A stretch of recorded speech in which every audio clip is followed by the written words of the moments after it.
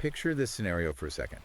You're a guy living in Austin, Texas. Yeah. You're, essentially living the modern dream. The whole 9 yards. Exactly. Yeah. You got the Model Y in the driveway, the mid-level corporate job, the Whole Foods habit, and this carefully curated Instagram feed. You are plugged in. Totally. And then one Tuesday, you snap. Yeah. But not a violent snap, a silent one. You delete everything. Yeah. You sell the Tesla, you scrub your digital footprint, you liquidate your 401k, and you just vanish. Where does he go? Into the mountains of Montana with nothing but a backpack, a sleeping bag, and a .22 rifle. You aren't running from the police.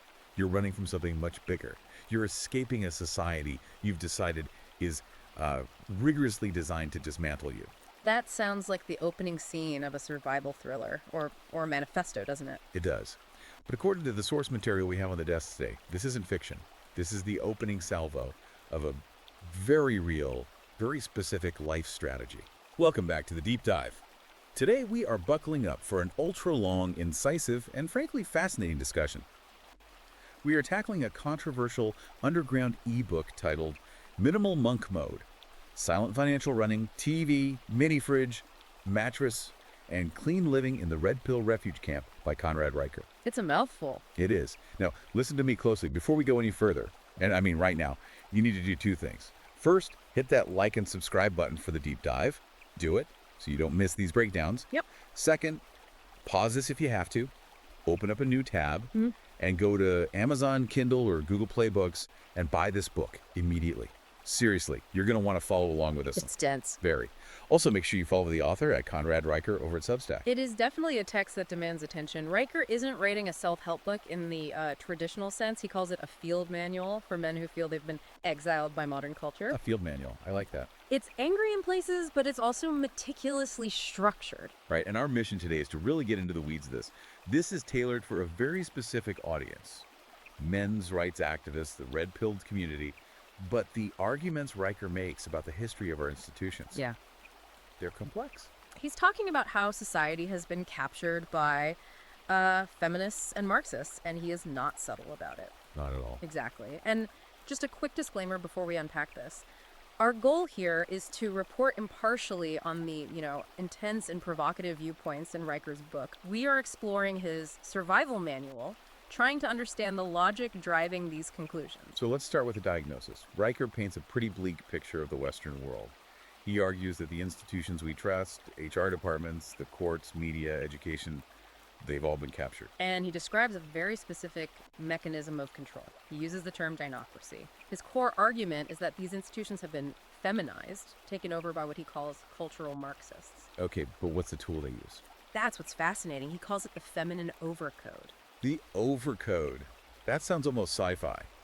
Is he saying there's like an actual rule book somewhere? He argues it's more insidious than a rule book. It's operant conditioning. The overcode is the unwritten rule that in this new system, emotional expression is the highest virtue. Okay. But here's the catch. Competence, specifically male competence, just the ability to get things done without fuss, is seen as a threat unless it's accompanied by what he calls performative vulnerability. Wait, let me see if I have this right. So you can't just be good at your job. You have to be good at your job and be willing to publicly struggle or cry about it in a meeting to be accepted. Essentially, yes. If you're just competent and stoic, you are viewed as cold, potentially dangerous, or toxic. And he points to HR departments as the what? The priesthood of this new church. He claims they punish the stoic men guys who just want to do the work and go home while rewarding the weepers, the ones who play the emotional game. So the weeper gets the promotion because he fits the overcode, and the guy who actually delivered the project gets managed out because he didn't share his truth. That is the assertion. And he extends this overcode into the legal landscape, which is where the book gets incredibly heavy. He talks specifically about family courts. Right, the statistics. Riker cites a statistic claiming that 68% of men in family court face false abuse allegations. He argues the system just assumes guilt. He uses this term, guilty adjacent. I remember that part. It's a terrifying concept. It's the idea that even if you aren't proven guilty, just the accusation is enough to shred your life. He tells that story about the teacher in Vancouver, right? Yes, the soccer coach. It's pivotal to his argument. This teacher was accused of inappropriate behavior, zero proof.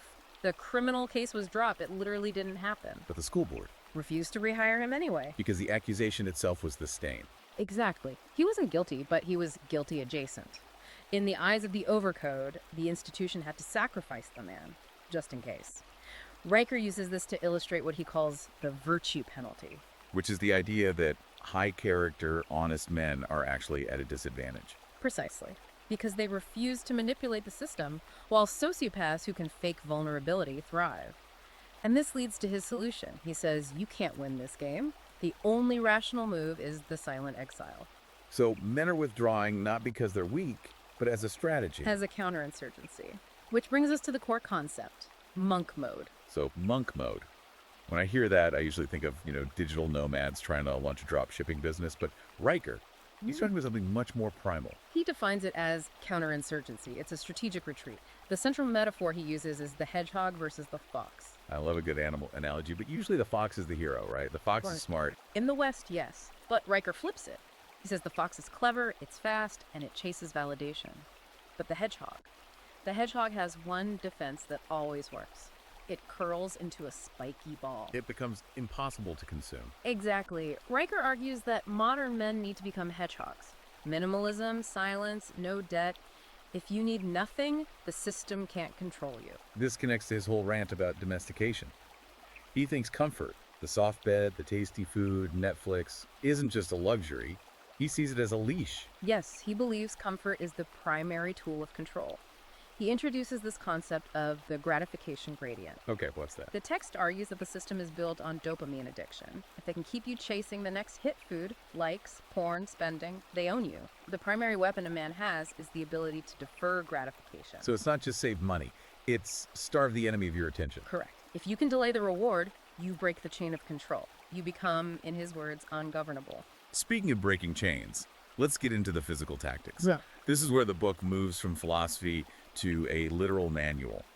And some of this is, well, it's intense. Let's talk about the mattress doctrine. This is one of the most specific chapters. He insists on sleeping on the floor. Literally the floor. No yoga mat, no Japanese futon or something. Hard surfaces only, maybe a thin rug.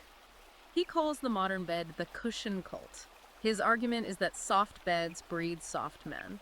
And he gets into the physiology of it. He does. He claims a hard surface aligns the spine, which we've heard, but he says it keeps the nervous system in a state of alert readiness. So a soft bed puts you in a coma, essentially. That's his view. He calls it sleeping hard to think hard. He believes sinking into memory foam disconnects you from your environment, dulling your survival instincts. It's a rejection of the feminized bedroom. Okay. And then there's the kitchen, Yeah. or the lack of one. The mini fridge strategy. I thought this was just about saving rent, but it's more than that. Oh, it's not just about space. It's about silent financial running through food. The rule is strictly water, eggs, and steak, or simple proteins. He calls everything else food matrix junk. The food matrix. Yeah. So the processed food industry is part of the control mechanism. Absolutely. He argues it's designed to spike estrogen and lower testosterone while also draining your wallet. The mini fridge represents sovereignty. If you aren't filling a massive refrigerator with consumer junk, you are starving the beast. It all connects back to that idea of physical rebirth, lifting weights, cold showers, standard stuff in this space. But he links it directly to hormonal warfare. He mentions that testosterone drops when men seek social approval, but rises when they master their own environment. It's about becoming physically harder to kill and harder to manipulate. Okay, here's where it gets really interesting, and possibly the most controversial part of the book, the social tactics. Specifically, the no women rule. This is a major pillar of the text. Riker analyzes what he calls the approval debt cycle. Break that down. Is he saying men are in debt to women? He argues that seeking female validation is like taking out a loan with incredibly high interest. You perform emotional labor, you spend money, you compromise your stoicism to fit the overcode. And in return, you get validation that just disappears. And requires more payment tomorrow. You never pay off the principal. His strategy is interior exile. That sounds incredibly lonely. To the blue-pilled mind, yes. To Riker, it sounds like freedom. He suggests a one-way filter.